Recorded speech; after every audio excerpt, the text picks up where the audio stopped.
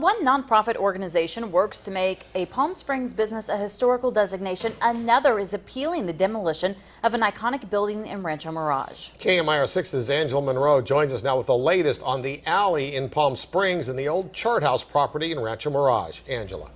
Palm Springs and Rancho Mirage are both steeped in rich old Hollywood history and architecture. Organizations are pushing to preserve buildings, even though some owners and the public are against it.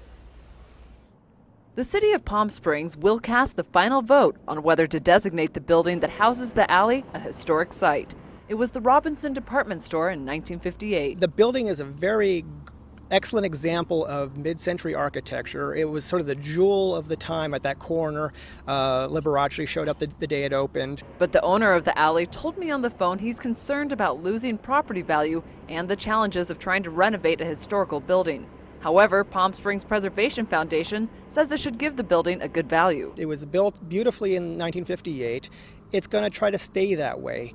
If he wants to make changes, there's a process that goes through the city, but it's not a huge process. In Rancho Mirage, the fate of the former chart house stands in the balance. And it's very unfortunate that we've lost the one building, the most iconic building in the city. It was severely damaged by fire in January. Since then, some residents complained the site was a nuisance. In August, the owner applied to demolish it, but Palm Springs Modern Committee appealed. An environmental study is underway. We decided to retain a consultant, an environmental consultant, to conduct this study.